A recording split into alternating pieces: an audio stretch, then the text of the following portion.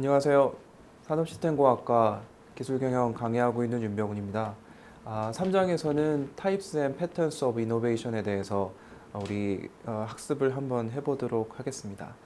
우선 이 챕터에서는 혁신에 대한 유형하고 또 패턴들이 어떤 것들이 있는가라는 것들을 한 번씩 검토해 보기로 하겠습니다. 우선 우리 플립 러닝에서는 패턴에 대해서는 조금 제외하고 타입에 대해서만 같이 얘기해 보도록 하죠. 이노베이션의 타입에는 이 슬라이드에서는 네 가지 정도로 나눠 놓고 있는데요. 첫 번째는 프로덕트 이노베이션하고 프로세스 이노베이션, 그리고 두 번째 레디칼 이노베이션하고 인크리멘탈 이노베이션, 그리고 세 번째는 컴피턴스 인핸싱하고 컴피턴스 디스트로잉 이노베이션, 그리고 마지막으로 아키텍처럴 이노베이션, 컴포넌트 이노베이션, 이렇게 유형이 네 가지로 나눠지고 있습니다. 우선 첫 번째 대비가 될 수 있는 프로덕트 이노베이션하고 또 프로세스 이노베이션에 대해서는 두 개를 나누는 기준에 대해서 첫 번째로 얘기를 해보자면, 우선 이노베이션의 대상이 어떤 것이 될 것인가 라는 걸로 둘을 나눠볼 수 있겠죠. 그래서 혁신이라는 거를 제품에 관련된 혁신으로 볼 것인가 아니면 공정에 대한 혁신으로 볼 것인가, 두 가지로 구분 지을 수 있을 겁니다. 그래서 최종 결과물에 대한 혁신을 하는 것이 프로덕트 이노베이션이라고 한다면, 프로세스 이노베이션이라는 것은 제품, 즉 최종 산출물을 만드는 과정을 혁신하는 것을 프로세스 이노베이션이라고 얘기를 하겠죠. 다시 한번 정의를 내려보자면, 프로덕트 이노베이션은 이 조직이 가지고 있는 최종 산출물에 체화되어 있는 혁신을 우리 프로덕트 이노베이션이라고 얘기를 합니다. 프로덕트라는 거는 굿스라는 것과 서비스를 다 포함하는 개념이 되겠죠. 그래서 굿스라는 거는 상품이라는 거고요. 또 서비스라는 거는 우리가 일반적으로 얘기하고 있는 서비스의 내용이라고 볼 수가 있겠습니다. 그래서 제품에 관련된 혁신도 포함이지만 서비스에 대한 혁신도 프로덕트 이노베이션에서 넓게 포함을 하고 있다라고 이해를 하시면 좋을 것 같아요. 반면에 프로세스 이노베이션이라는 거는 조직이 자신의 비즈니스를 하는 방식에 대한 혁신이라고 볼 수가 있습니다. 그래서 앞에서 우리가 프로덕트 이노베이션에서 얘기했던 굿스와 서비스 이런 것들을 만드는 거, 그리고 마케팅하는 과정에서 적용될 수 있는 테크닉을 프로세스 이노베이션이라고 흔히 얘기를 할 수가 있겠죠. 그래서 둘을 우리 비교를 한번 해보자면, 혁신이라는 것이 프로덕트가 개발이 됨에 따라서 어느 정도의 혁신의 정도가 달라지는가라는 것을 비교해 볼 수가 있겠는데, X축은 혁신을 하는 시간이라고 얘기할 수 있겠고, 그러니까 스테이지라고 얘기를 해볼까요? 그리고 Y축은 혁신의 정도라고 얘기를 해본다면은 두 가지로 우리 구분 지을 수 있겠죠. 그래서 그래프가 이런 식으로 하나가 그려지고, 또 다른 하나는 이런 식으로 그려질 수 있겠는데, 첫 번째 제가 그린 거는 초창기에는 혁신의 정도가 적다가 어떤 혁신의 그 스테이지가 진행이 되면 될수록 혁신의 정도가 커지는 그래프고요. 두 번째는 혁신의 정도가 처음에는 굉장히 크다가 시간이 지남에 따라 감소하는 형태를 보이고 있는 거라고 볼 수가 있겠습니다. 두 가지가 어떤 건 프로덕트 이노베이션, 어떤 거는 프로세스 이노베이션이라고 얘기할 수 있는데, 어떤 거 같으세요? 여러분들이 한번 선택을 해보시죠.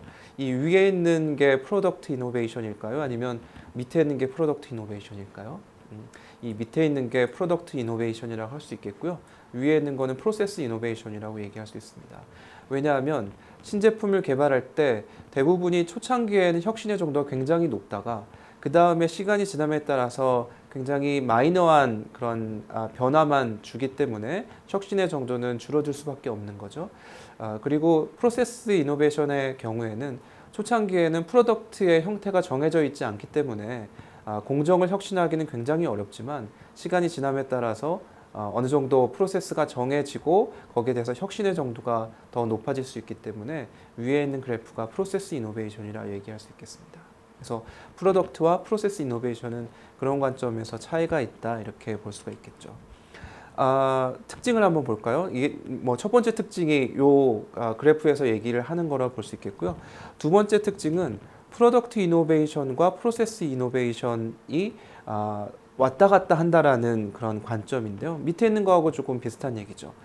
특정 조직에서의 프로덕트 이노베이션이 다른 조직에서는 프로세스 이노베이션이라고 얘기할 수 있는 게 있습니다. 그래서 하나의 기업에서 자신들이 만들어낸 프로덕트가 다른 조직에 쓰여지게 되면 다른 조직에서의 비즈니스의 과정에서 활용이 되게 되면 그걸 우리는 프로세스 이노베이션이라고 얘기할 수 있습니다.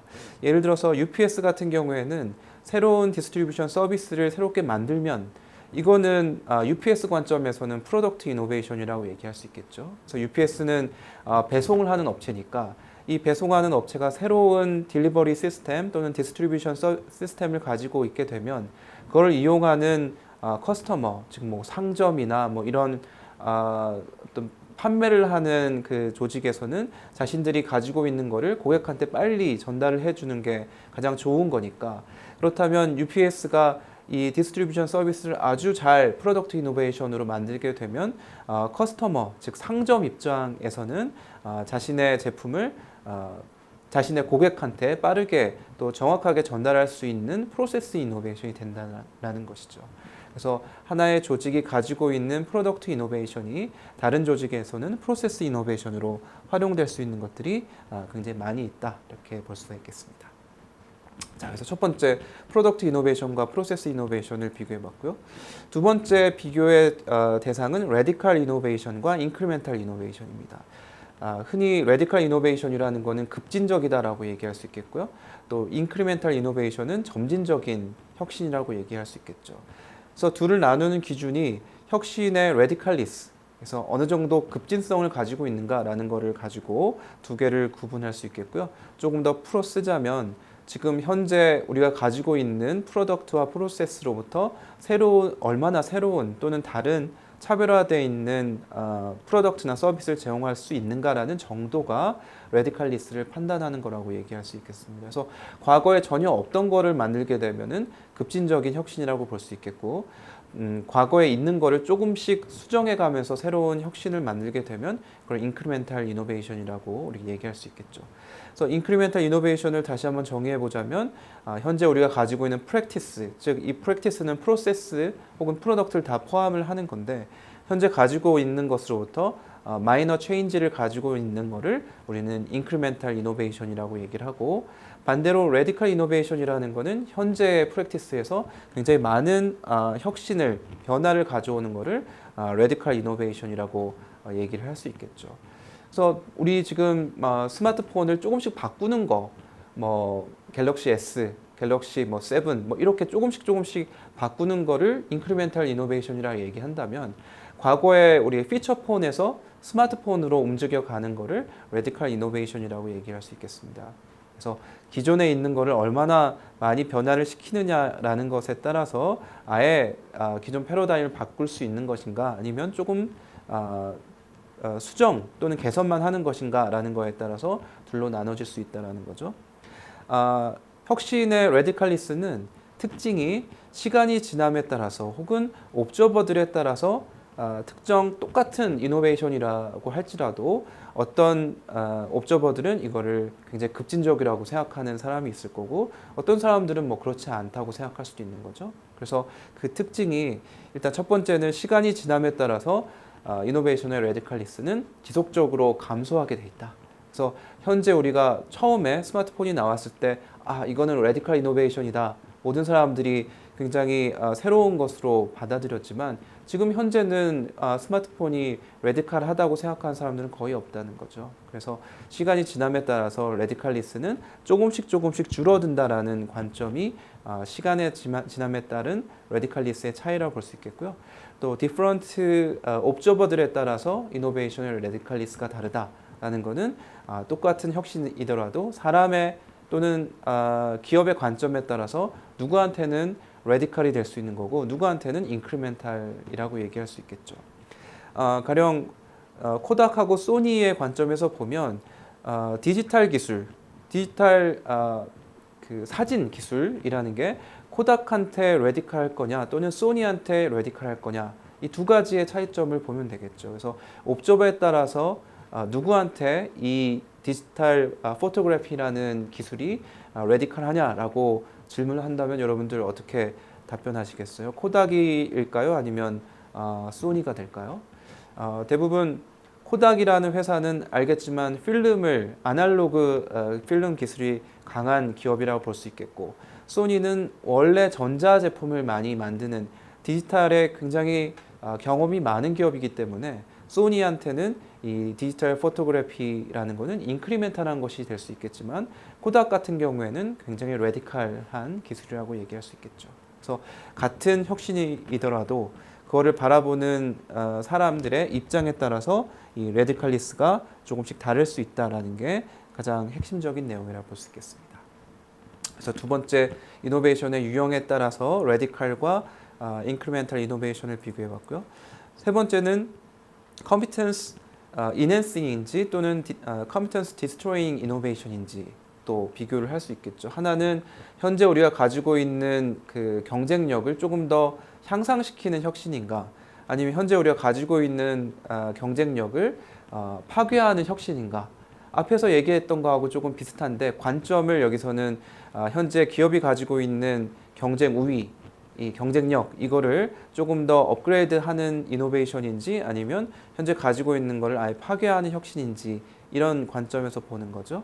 그래서 기업들이 현재 가지고 있는 기존 날리지 베이스에 어떤 영향을 주는가, 파괴하는가, 아니면 거기에서 조금 더 누적적으로 더 덧붙여서 이노베이션 하는 것인가라는 기준이라고 생각하시면 될 것 같아요. 그래서 다시 한번 정의를 내려본다면, 컴피턴스 인핸싱 이노베이션이라는 거는 현존하는 날리지 베이스, 그 기업이 가지고 있는 현존하는 날리지 베이스에 기반으로 해서 혁신을 하는 것. 예를 들면 펜티엄 4 같은 경우 인텔에서 기존의 펜티엄 3 기술을 가지고 있으니까 펜티엄 4 기술이라는 거는 펜티엄 3 기술을 기반으로 해서 조금 더 덧붙여서 현재 가지고 있는 거를 조금 향상시키는 그런 혁신이라고 볼 수가 있겠죠. 반대로 컴피턴스 디스트로잉 이노베이션이라는 거는 그 기업이 가지고 있는 기존 컴피턴스를 obsolete이라는 거는 쓸모없게 만든다라는 거니까, 특정 혁신이 그 기업이 보유하고 있는 기존의 컴피턴스를 쓸모없게 만드는 혁신을 컴피턴스 디스트로잉 이노베이션이라고 얘기를 합니다. 예를 들어서 전자 계산기 같은 경우, 일렉트로닉 캘큘레이터 같은 경우에 과거에 이 커프 앤 이저의 우리 주판이라고 할 수 있겠죠. 그래서 이 회사가 굉장히 주판 만드는 회사의 경쟁력이 높았었는데, 아무리 주판을 만드는 전문성을 가지고 좋은 주판을 만들어도 전자계산기가 나왔을 때 기존의 이 기업이 가지고 있는 주판 만드는 그런 엑스퍼티즈는 쓸모없게 만드는 그런 기술이 혁신이 될 수 있다는 거죠. 그래서 전자계산기의 혁신이 바로 이 회사의 주판을 만드는 기술과 또는 경험, 이런 것들 쓸모없이 만드는 사례라고 얘기할 수 있을 것 같아요. 그래서 두 가지의 차이점이라고 얘기할 수 있겠고요. 또 앞에서 우리가 얘기했던 거하고 좀 비슷하게 같은 혁신이더라도 특정 기업의 관점에 따라서 어떤 기업에게는 컴피턴스 인핸싱이라고 할 수 있고, 어떤 기업에는 컴피턴스 디스트로잉 기술이라고 얘기할 수 있겠죠. 예를 들어 스마트폰을 봅시다. 아까 우리 스마트폰에 대해서 얘기를 했었는데, 스마트폰 기술 또는 제품이 나왔을 때 어떤 기업에게는 컴피턴스 인핸싱이고 어떤 기업에게는 컴피턴스 디스트로잉이 될까요?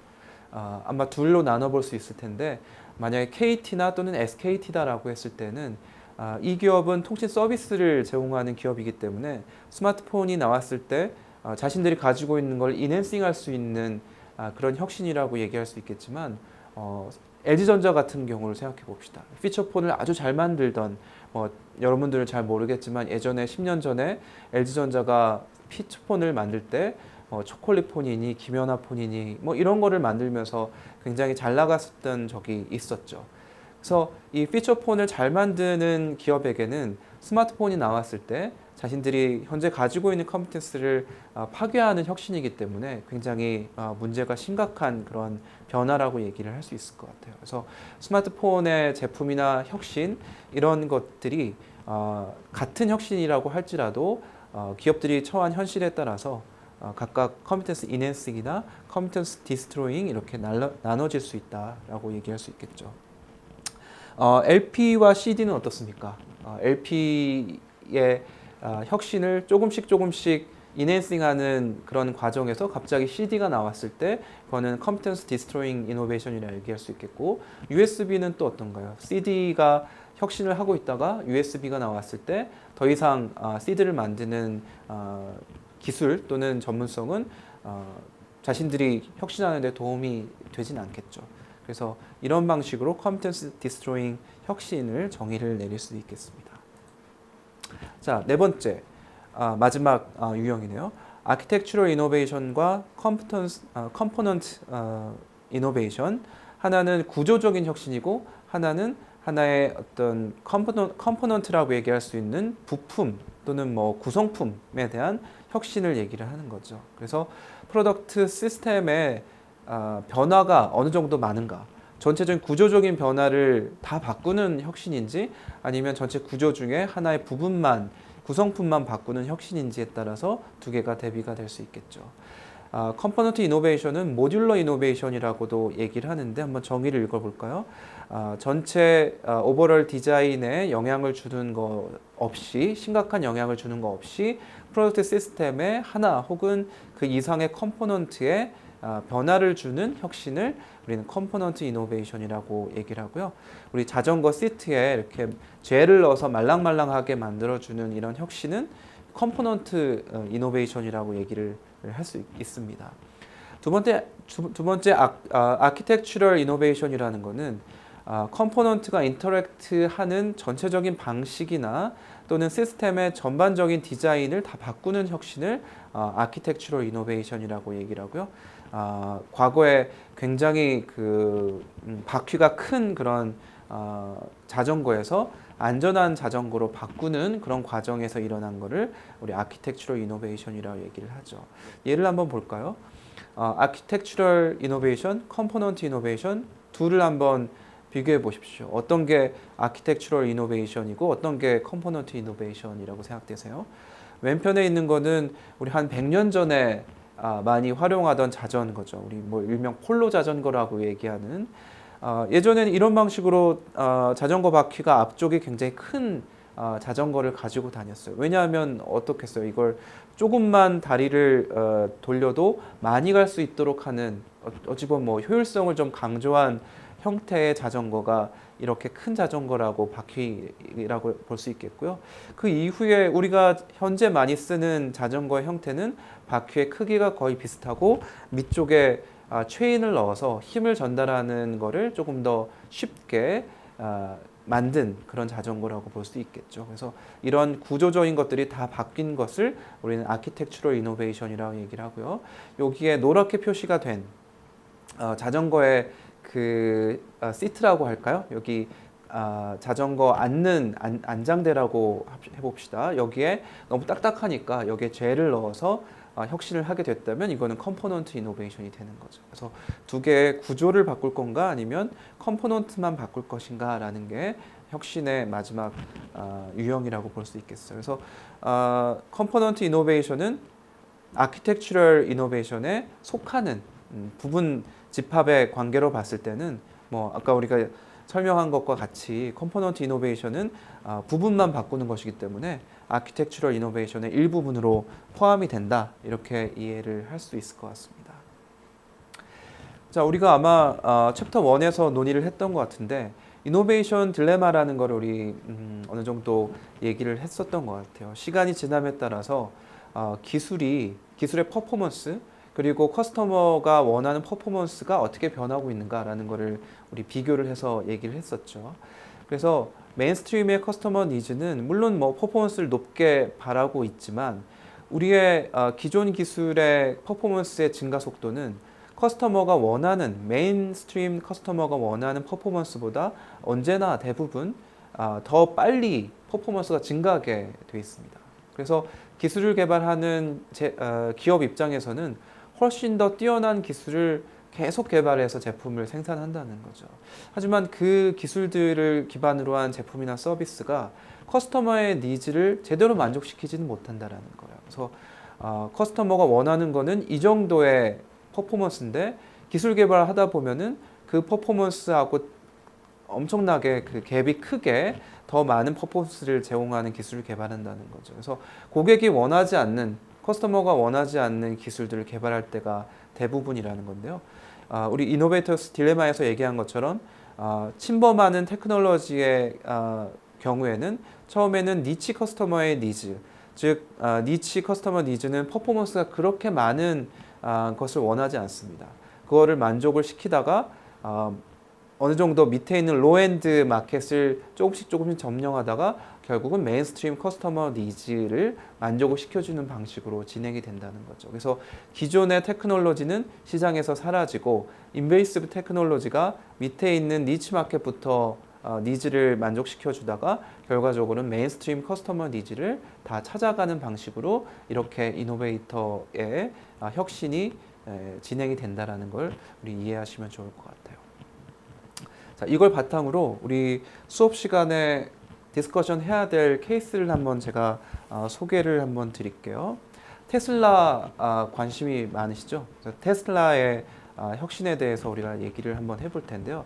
이 테슬라의 혁신이 우리가 지금 현재 얘기했던 이노베이션의 유형 중에 어디에 속하는가라는 걸 한번 우리 같이 얘기를 해볼 필요가 있을 것 같아요. 여러분도 한번 그런 관점에서 뒤에서 우리가 얘기할 내용들, 퀘스천에 대해서 준비를 해보셨으면 좋겠는데요. 테슬라 회사는 최근에 굉장히 우리가 잘 아는 모델 S나 또는 모델 3 이런 것들을 만들어서 비즈니스를 하고 있죠. 그래서 많은 커스터머 레포트를 발간하는 업체들에서 호평을 받고 있습니다. 다만 지금 어느 정도 수익성이 이제 날까 말까, 기존까지는 거의 나지 않는 상태였는데 이제 조금씩 나고 있는 상태긴 한데 이게 지속 가능한 그 수익성이 나는 구조인가라는 거는 계속 그 논쟁 중인 거라고 볼 수가 있을 것 같아요.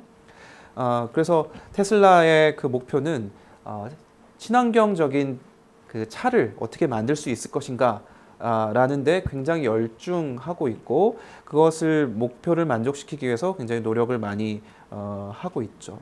히스토리를 보자면 2003년도에 마틴 에버하드라는 사람이 처음에 그 미션을 가지고 생각을 해본 거죠. 그래서 자신의 이 굉장히 앙트러프리너십이 강한 사람이었는데 다음에 빅 프로젝트로 뭐를 할까 이렇게 쭉 훑어보다 보니까 이 사람이 집중했던 거는 환경 친화적인 차, 스포츠카를 한번 만들고 싶다. 그냥 환경 친화적인 차 말고 스포츠카인데 환경 친화적인 것까지 같이 가지고 가고 있는 그런 거는 어떤 차를 만들면 좋을까라는 거에 관심을 갖게 된 거죠.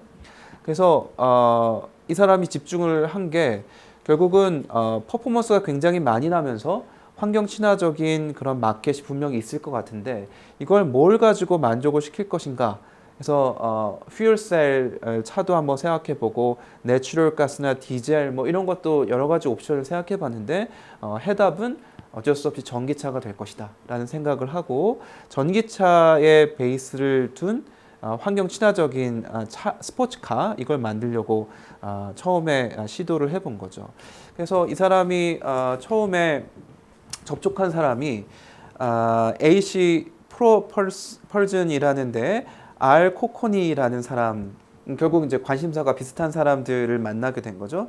그래서 이 사람도 똑같은 생각을 하고 있었어요. 그래서 이 사람도 전기차를 만드는데 그 자신이 가지고 있는 경쟁력을 가지고 전기차를 생산을 하고 있었죠. 다만 이 사람이 썼던 배터리는 연납 축전지를 가진 그 배터리를 가지고 차를 만들고 있었고 그렇기 때문에 한번 충전했을 때 60마일밖에 못 가는 우리나라로 따지면 한 100km보다 못 가는 그런 차를 만들게 됐죠. 그래서 한번 충전해서 100km면은 거의 경기도보다 조금 더 서울에서 출발하자면 그 정도가 되겠죠. 그래서 이거를 어떻게 하면은 해결할 수 있을까? 그래서 에버하드라는 사람은 이거를 연납 축전지로 하지 말고 리튬 이온으로 배터리를 충전하게 되면 훨씬 더 멀리 갈 수 있는 그런 차를 만들지 않을까라고 해서 이 둘이 힘을 합해서 테슬라 모터스라는 그런 회사를 만들게 된 거죠. 그래서 아까 우리가 얘기했던 AC 프로펄슨이라는 회사의 기술을 라이센싱을 해서 테슬라 모터스를 만들게 된 거예요. 여기에 관심이 또 많이 있었던 게 앨런 머스크였고, 앨런 머스크하고 이 두 사람이 같이 한번 얘기를 해보다가 그때만 해도 그 스페이스 X라는 프로젝트를 진행하고 있던 앨런 머스크가 전기차 똑같은 어떤 미션을 가지고 있었기 때문에 같이 한번 해봅시다라고 해서 2004년도에 앨런 머스크가 투자를 하게 됩니다. 그래서 앨런 머스크는 체어맨을 맡게 되고 또 에버하드라는 사람은 CEO를 맡게 돼서 출범을 하게 됐죠. 그래서 이 회사가 처음 만든 게 로드스터라는 차인데 45,000불 정도 하는 굉장히 빠르고 가벼운 스포츠카를 만들게 됐고, 리튬 이온을 가지고 배터리를 집어넣어서 어느 정도 힘을 가질 수 있는 그런 차를 만들게 됐어요. 그래서 포르쉐 911 터보하고 거의 유사한 빠르기를 가지고 있는 스포츠카를 만들게 됐죠. 그래서 뭐 개발하는 것까지는 좋았는데 아시다시피 테슬라가 언제까지 이 차를 만들어서 고객들한테 팔겠다라는 계획을 갖고 있었는데 항상 그 계획들이 미뤄지고 문제가 발생을 하게 됐죠. 그래서 에버하드라는 엔지니어가 그것을 총책을 가지고 있다가 제대로 납기를 만족시키지 못해서 에버하드는 회사를 나가게 되고, 그 이후로 앨런 머스크가 중심을 잡고 계속 개발을 해서 결국 2008년도에 출시를 하게 되고 사람들 많이 놀라게 했습니다. 그래서 처음에 이 로드스터라는 거를 만들게 된 이후에 앨런 머스크는 조금 더 큰 야망을 갖게 됐죠. 그래서 니치 하이엔드 카만을 만드는 것보다는 메이저 카 매니팩처러가 되겠다라는 그런 야망을 갖게 됩니다. 뭐 1920년대부터 거의 100년 동안 이뤄내지 못한 거를 앨런 머스크가 한번 새롭게 매스마켓에 들어갈 수 있는 그런 카 메이커로 자리를 잡기 위한 노력을 하게 되는 거죠. 그래서 낸 게 모델 S, 그리고 또 우리가 많이 보고 있는 모델 3, 이런 것들이 그 이후에 나오게 됐습니다. 그래서 모델 S라는 거는 하이 퍼포먼스이면서 그 굉장히 럭셔리한 베이스로 가져가고 있는 거고요.